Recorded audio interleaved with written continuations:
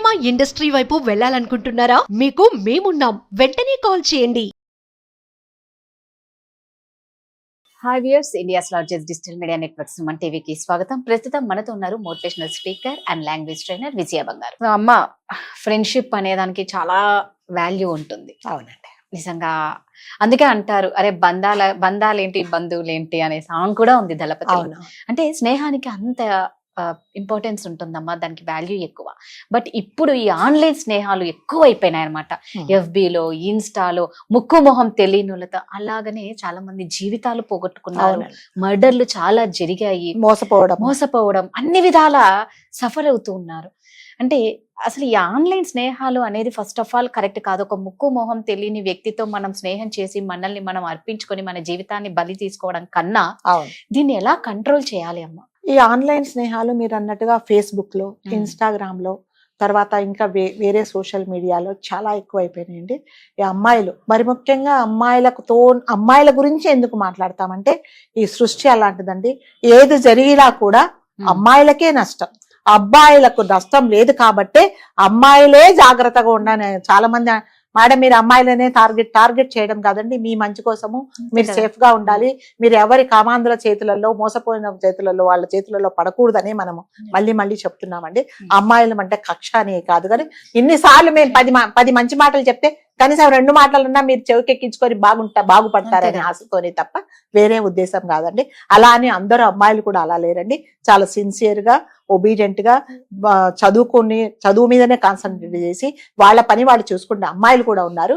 ఎవరైతే మనం ఇప్పుడు మాట్లాడబోయేది, ఎవరైతే అలాంటి వాళ్ళు ఉన్నారో వాళ్ళ గురించే మనం మాట్లాడుతున్నామండి. సో మీరు అన్నట్టుగా ఫేస్బుక్ ద్వారా, వాట్సాప్లలో కూడా, తర్వాత ఇన్స్టాగ్రామ్లో కూడా ఈ స్నేహాలు ఎలాగుంటాయంటే, వీళ్ళ అంటే అతను ఎవరో తెలియదండి, అటుపక్క మనిషి ఎవరో తెలీదు. వాడు నిజంగా వాడి ఫోటో పెట్టాడా, లేకపోతే వాడు ఒక 60 ఏళ్ళడు 20 ఏళ్ల ఫోటో పెట్టి మాట్లాడుతున్నాడు అనేది మనకు తెలీదు.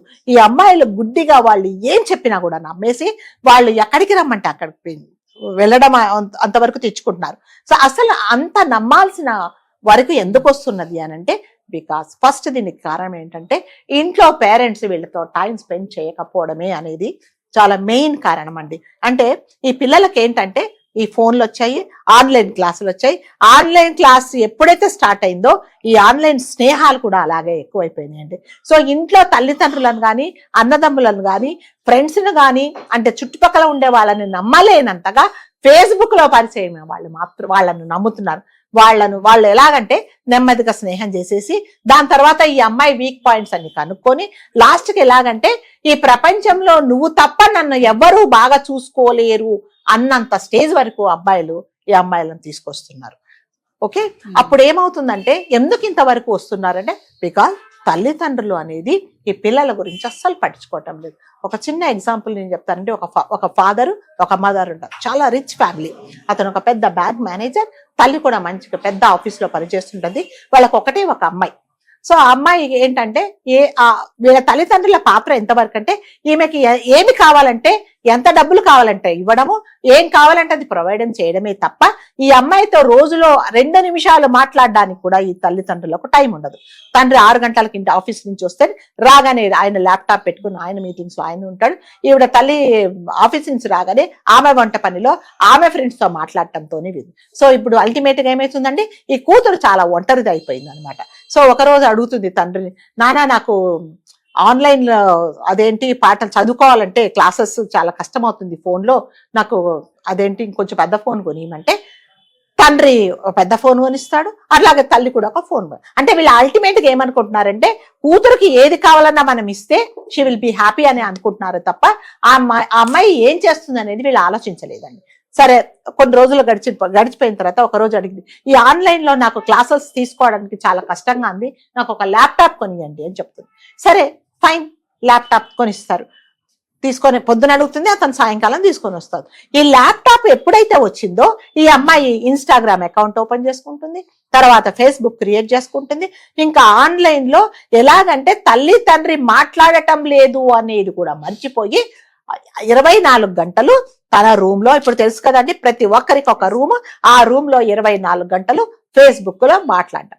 సో అలా మాట్లాడుతున్నప్పుడు ఒక అతను పరిచయం అవుతాడు. సో అతను చెప్తాడనమాట, నాకు మా అమ్మ నాన్న సరిగ్గా నాతో మాట్లాడరు అంటే నువ్వు అలా ఏమనుకోకు, నీ కోసం నేనున్నా, నీ కోసం నా ప్రాణం ఇస్తా, నీ ఏం కావాలంటే చెప్పు అనేసి ఈ అమ్మాయి అంటే ఎందుకు ఈ అమ్మాయి చెప్తుంది నేను ల్యాక్ ఆఫ్ ప్రేమ అన్నమాట, లవ్ అండ్ అఫెక్షన్ తల్లిదండ్రుల దగ్గర నుంచి రావటం లేదు కాబట్టి తనకి ఎవరో ఒకరు తన మాటలు విని తనని అఫెక్షన్ గా చూసుకుంటే వాళ్ళ కోసం తను సర్చ్ చేస్తున్నప్పుడు వీడు కనిపిస్తాడు.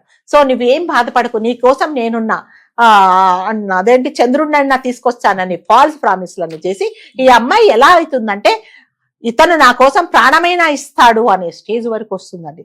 వచ్చిన తర్వాత ఇంకా 24 గంటలు ఇంకా అమ్మాయి తల్లిదండ్రులు మాట్లాడటం లేదనేది అసలు మనసులో నుంచి తీసేసి చదువు పక్కన పెట్టి 24 గంటల్లో తనతో మాట్లాడుతూనే ఉంటుంది అనమాట, రాత్రి పగలు అనేది లేకుండా కూడా. కొన్నిసార్లు క్లాస్ అదేంటి డుమ్మా కొట్టినా కూడా తల్లికి తెలియదు, తండ్రికి తెలియదు, ఎందుకంటే వాళ్ళ పనులలో వాళ్ళు బిజీగా ఉంటారు. సో ఒక రోజు ఏమవుతుందంటే అతను చెప్తాడు, నాకు నేను చూడాలని ఉంది అని అడుగుతాడు. సో చక్కటి ఫోటో ఉంటుంది, చక్కటి రూపం ఉంటాడు. సో అతనికి దాదాపు ఒక 23-24 ఇయర్సే ఉంటుంది. ఈ అమ్మాయి కూడా 20 ఇయర్స్ ఉంటుంది. చాలా బాగున్నాడు, చూడడానికి చాలా అందంగా ఉన్నాడు అనే ఉద్దేశంతో అతని మీద చాలా అట్రాక్షన్ పెంచుకుంటుంది.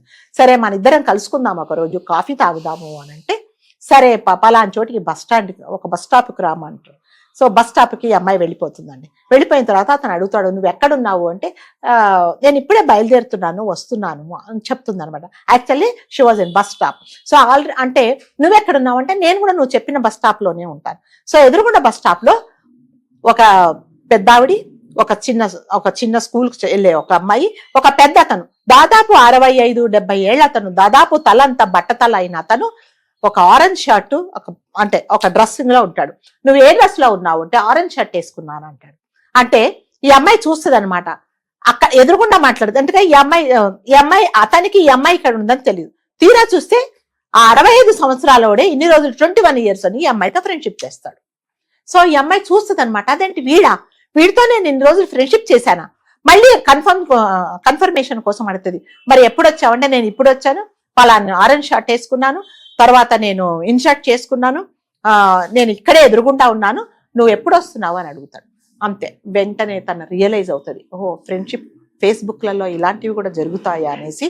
కాకపోతే అదృష్టం కొద్ది రియలైజ్ అయ్యేసి వెంటనే అతని నంబర్ బ్లాక్ చేసి ఇంటికి వెళ్ళి వాట్సాప్ కూడా అంటే ఫేస్బుక్ లో అతని నంబరే బ్లాక్ చేసి అతను ఏమవుతుందంటే రియలైజ్ అవుతుంది అనమాట. ఎందుకు అంటే ఇప్పుడు ఏంటి, ఆ అమ్మాయి అదృష్టం బాగుండబట్టి ఒకవేళ నిజంగానే అతన్ని నమ్మింది అనుకోండి, తన జీవితం ఏమైపోయేదండి, నాశనం అయిపోయేది కదా.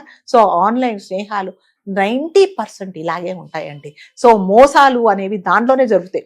తర్వాత వీళ్ళ పర్సనల్ వన్నీ షేర్ చేసుకొని లాస్ట్కి ఎలా దిగజారిపోతున్నారంటే అమ్మాయిలు, ఐఎమ్ సారీ టు సే, నేను మళ్ళీ అందరు అమ్మాయిలు అలా కాదు, అంటే అబ్బాయిలు ఎలా కోరుకుంటే ఎలా కావాలంటే అలా ఫోటోలు తీసి వీళ్ళ ప్రైవేట్ వీడియోస్ కూడా, అంటే వాడు ఒక్కడే మాట్లాడుతున్నాడా, వాడి చుట్టూ 10 మంది ఉన్నారా, ఈ వీడియో కాల్ వీడు రికార్డ్ చేస్తున్నాడా, నా జీవితం ఏంటి అనేది లేకుండా వాడిని సంతోషపరచడానికి వీళ్ళు అన్ని వదిలేసి అలాంటి వీడియోస్ చేస్తున్నప్పుడు వాడు తప్పకుండా మిస్యూజ్ చేసుకుంటాడండి. ఒకటేనండి, ఎవరైనా సరే ఒక అమ్మాయితో ట్రావెల్ చెయ్యాలి జీవితాంతం అంటే ఇలాంటివి ఏమి అడగడండి. నువ్వు పట్లిప్పి చూపించు, తర్వాత ఇంకొకటి చూపించని ఎవడు అడగడు. అలా అడిగాడు అంటే నిజంగా నీకు బుర్ర ఉంటే వీడు ఇలా అడుగుతున్నాడే అని నువ్వు అప్పుడే ఆలోచించాలి. సో ఈ స్నేహాలు ఎంతవరకు పోతున్నాయంటే జీవితాలు నాశనం అయిపోయి రేపొద్దున్న తల్లిదండ్రులకు చెప్పలేక వాళ్ళ గొయ్యి వాళ్లే తవ్వుకొని వాళ్ళ ప్రాణాలు తీసుకుంటారు. అంతవరకు తెచ్చుకోకుండా అసలు చూడండి ఎంతవరకు అసలు అవసరమా, వాడెవరు, వాడి డీటెయిల్స్ ఏంటి, వాడు నిజంగా ఫేక్ ప్రొఫైల్ క్రియేట్ చేశాడా అనేది కూడా ఎవ్వరు చూసుకోవటం లేదండి. సో ఫేస్బుక్ లో కానీ, వాట్సాప్ లో కానీ, ఇన్స్టాగ్రామ్ లో కానీ ఎవరైనా ఫ్రెండ్షిప్ చేస్తే ఎంతవరకు ఉండాలో అంతవరకే ఫ్రెండ్షిప్ చేయండి. మీ పర్సనల్ డీటెయిల్స్ ఎటువంటి పరిస్థితుల్లో షేర్ చేసుకోకండి.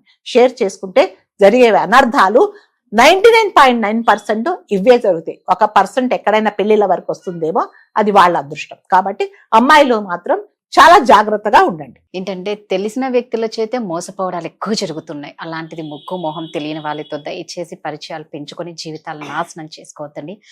ఎవరు ఎలాంటి వాళ్ళో తెలీదు, ఎన్నో ఇయర్స్ లవ్వే ఉండటం లేదు. తెలియని వాళ్ళ గురించి మనకి ఎందుకండి, బెటర్ హ్యాపీగా ఉండాలి అంటే కొంచెం మనం అవేర్నెస్ పెంచుకోవడం బెటర్. Thank you.